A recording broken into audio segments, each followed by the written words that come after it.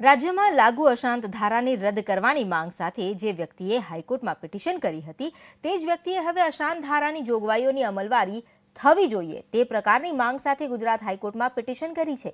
અરજદાર દાનિશ કુરેશીએ હાઈકોર્ટ સમક્ષ એક જાહેર હિતની અરજી કરી અશાંત ધારો રદ કરવાની માંગ કરેલી છે, જે હાલ ન્યાયાધીન છે। એવામાં અશાંત ધારો જ્યારે લાગુ કરવામાં જ આવ્યો છે ત્યારે જ્યાં સુધી તે રદ ન થાય ત્યાં સુધી તેની ચુસ્ત અમલવારી ન થવી જોઈએ તે પ્રકારની રજૂઆત સાથે તેમણે હાઈકોર્ટમાં અન્ય એક અરજી કરી છે અને મકરબા સ્થિત એક રેસિડેન્શિયલ સ્કીમમાં દસ્તાવેજમાં ગેરરીતિ થઈ હોવાનો આક્ષેપ લગાવ્યો છે।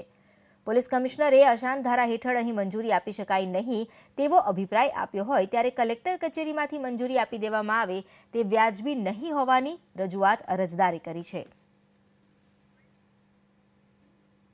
સરકારે પોતે અશાંત ધારા લાગુ કરી અને નિયમોને નેવે મૂકીને જે રીતે પરવાનગી આપવામાં આવેલી છે એની સામે વાંધો આવેલો છે। એની અંદર ખાસ કરીને એવું હતું કે ડિસ્ટર્બ એરિયા એક્ટમાં જે પ્રોપર્ટી ડિમાર્ક કરેલી હોય એમાં તમારે એક એફિડેવિટ જે ફોર્મેટ છે એ પ્રમાણે તમારે વર્તવું પડતું હોય છે। એમાં તમારે ડિક્લેરેશન આપવાનું હોય છે કે કોઈ પણ પ્રોપર્ટી સંદર્ભે કોઈ લિટિગેશન ચાલતું નથી। આ બધી બાબતનું ધ્યાન મેં ડેપ્યુટી કલેક્ટરને દોર્યું કે ભાઈ કોઈ પ્રોપર્ટીની અંદર લિટિગેશન ચાલુ છે છતાં તમે ગ્રાન્ટ કરો છો તો જે આ ડ્યુઅલ સ્ટેન્ડર્ડ જે છે એડમિનિસ્ટ્રેશનના કે ભાઈ વર્ષાનું હોય તો સ્ટેન્ડર્ડ અલગ છે અને સાનિધ્ય હાર્મનીનું હોય તો સ્ટેન્ડર્ડ જુદા હોય છે તો પ્રોબ્લેમ ત્યાં છે।